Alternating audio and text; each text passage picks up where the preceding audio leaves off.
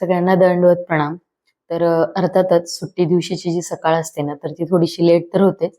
पण सुरुवात मात्र मस्त अशा कडक चहाने होते बरं का. दररोजची काही होत नाहीये. दररोजची सकाळी उठून टिफिन बनवण्यापासून होते. पण सुट्टी दिवशीची सकाळ मात्र एकदम मस्त असते. एकतर निवांत असते आणि महत्वाचं म्हणजे एकदम फ्रेश आणि मस्त बाल्कनीमध्ये बसून आमची चहापासून होते. तर मस्त सगळ्यांनी बसून आम्ही चहा वगैरे पिलं आणि त्याच्यानंतर मग मी बाकीची कामं आवरली.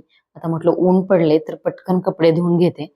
अंघोळ वगैरे झाली होती आणि ज्या काही साड्या वगैरे आहेत किंवा असे काही कपडे असतात की जे आपण मशीनला नाही धुवू शकत, तर ती कपडे मी हाताने धुते. साड्या तर मी कधीच वॉशिंग मशीनला नाही धुत किंवा जी पांढरी कपडे असतात, ऑफिसचे शर्ट वगैरे असतात ना, तर ते सुद्धा मशीनमध्ये मी नाही टाकत. फ्रंट लोडेडची मशीन आहे, चांगल्या क्वालिटीची आहे, पण तरी सुद्धा पाहिजे तसे कॉलर निघत नाहीयेत त्याचे आणि पांढऱ्या कपड्यांचे तर निघत नाहीयेत कॉलर. पण निघतात पण इतके निघत नाहीयेत त्याच्यामुळे मला आवडत नाही. म्हणून मी जे ऑफिसचे शर्ट असतात ना, तर ते हाताने धुते. बाकी सगळी कपडे मग मशीन वॉश करते आणि माझ्या साड्या किंवा ब्लाउज असतील ते सुद्धा मी हातानेच धुते. आता सकाळी ऊन पडलं तर ऊन पटकन कपडे धुवून वाळत घातले आणि म्हणलं आता आपली एंट्री किचनमध्ये. आता जे इथून जी किचनमध्ये सुरुवात असते ना, तर ती दुपारपर्यंत काही माझी इथून सुट्टी नसते अजिबात बरं का. तसंच काहीसं आज संडे होता आणि आमच्याकडे होतं मस्त असतं नाश्त्यासाठी इडली, सांबर आणि चटणी. ती आमच्या बाबांना फक्त इडली आणि चटणी किंवा इडली आणि सांबार असं नाही चालत. सगळं पाहिजे तरच बनवायचं, नाहीतर मग तो प्लॅन कॅन्सल असं असतं आमच्याकडे.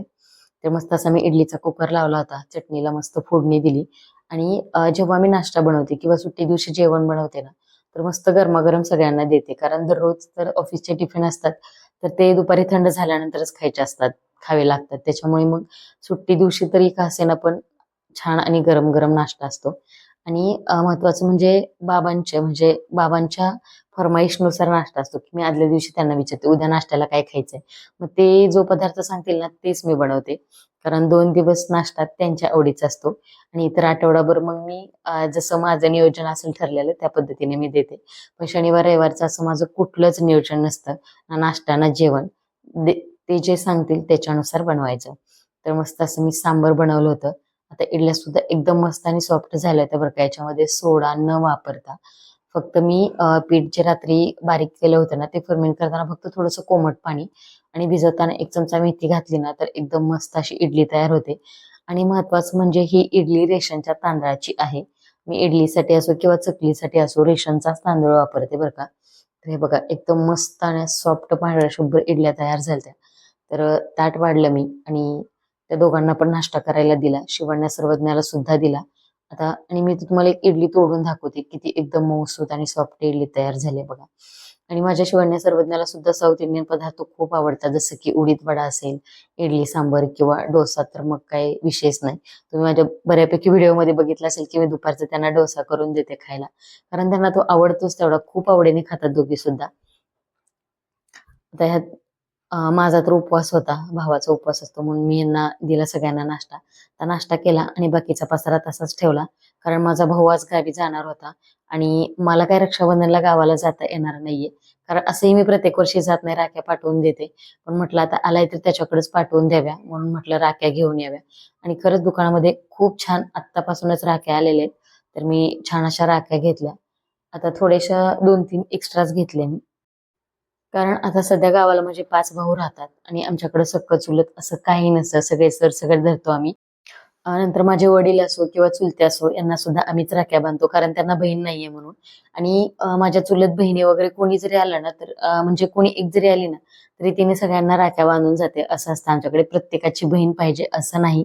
तर राख्या घेऊन निघालो होतो आणि रस्त्याने येता आमच्या बब्बूची इतकी बडबड सुरू असते काय विचारू नका. शनिवार रविवारची मग ते बाबा घरी असल्यावर मग तर थोडंसं अतिउत्साहामध्ये असती. आता हिचं बडबड ऐकत ऐकत आम्ही घरी आलो आणि शिवान्याला घरीच ठेवून गेलो होतो कारण मामा होता तिचा आणि ते आता बसते घरी पण एकटीला मी कधीच नाही ठेवत. आता हा जो टिफिन मी पॅक करते तर हा मला गावी पाठवायचा आहे. कारण माझ्या वडिलांना इडली इतकी प्रचंड आवडते ना काय विचारू नका. त्यांना खूप आवडते म्हणून मी भिजवताना थोडंसं पीठ जास्त भिजवलं होतं आणि हा आता दुपारी निघतो म्हणजे संध्याकाळी जेवणाच्या वेळेपर्यंत हा घरी जाणार. म्हणून म्हटलं ठीक आहे घेऊन जा टिफिनमध्ये. तर त्याची बॅग वगैरे भरली आणि तो निघाला. त्याला 3 वाजता ट्रॅव्हल्स होती त्याच्यामुळे तो निघाला होता. ते माझं बिट्टू रडलं का? का रडते तू? इकडे बघ माझ्याकडे बघ.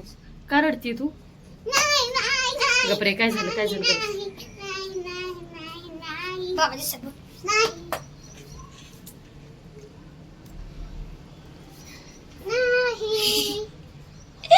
का रडतीये तू? बाबा गेला म्हणून रडते का मामा गेला म्हणून रडते? कोण पाहिजे तुला? मामा जाऊ दे का? मामा जाऊ दे का? मामा जाऊ दे का? मामा जाऊ दे का? मामा खरं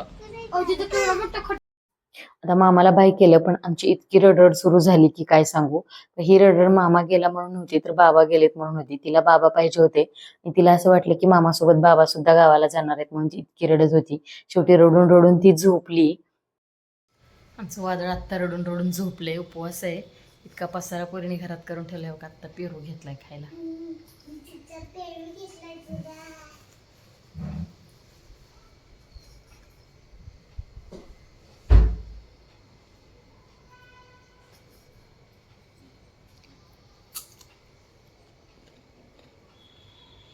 माझं इकडे चालू होतं खायचं, तोपर्यंत शिवण्याला ना टीव्ही मोबाईल पेक्षा अशा काहीतरी ऍक्टिव्हिटी मी शिकवते, जेणेकरून ती बिझी राहते आणि महत्वाचं म्हणजे तिला आवडतं सुद्धा.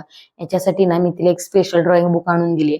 तिला ते फेविक्विक वगैरे फेविकॉल सगळं आणून दिले. तिला फक्त मी सांगत असते की शिवण्या असं असं करायचं, आणि मग ह्या गोष्टी दिल्या ना तर ती छान तिचं तिचं म्हणजे ऍक्टिव्हिटी करत बसते.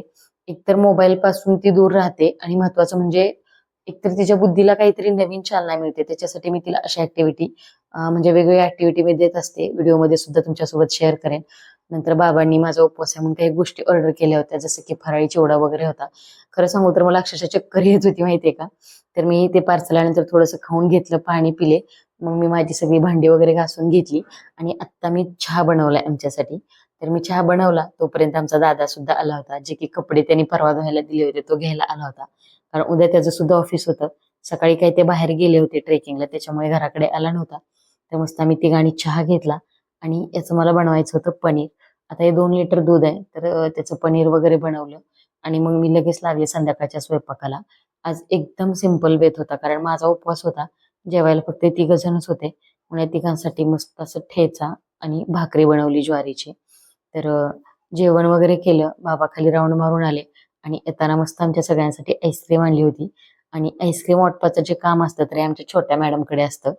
किती नाटक करते बघा. काय तर बाबांनी आईस्क्रीम आणले म्हणून हे नाटक चालू आहे. आणि ती कुणालाच देत नाही, ती स्वतः वाटते. म्हणजे तिला जे वाटतात ना फ्लेवर कुणाला द्यायचे तर ती त्याला देते. म्हणजे किती पण अप देईल ती, पण ते पॅकिंग फोडून मग सगळ्याला देणार. अगोदर तर पहिला मान बाबाला असतो आमच्या, कारण बाबांवर खूप प्रेम आहे तिचं, खूप. म्हणजे प्रत्येक गोष्टीला बाबा. तर आम्ही मस्त अशी सगळ्यांनी आईस्क्रीम खाल्ली आणि असा होता आमचा संडेचा बिझी दिवस पण गेला, छान एन्जॉय पण केला आणि भरपूर कामात सुद्धा गेला बरं का. आणि प्रत्येक सुट्टी ही अशीच जाते आमची. म्हणजे कोणी ना कोणी येतं आणि किंवा काहीतरी कामं असतात त्याच्यामुळं. आता संसार आहे, मुलं बाळ आहेत म्हटल्यानंतर ह्या गोष्टी चालायच्याच नाही का. तर चला इथंच मी व्हिडिओचा एंड करते. व्हिडिओ कसा वाटला नक्की सांगा.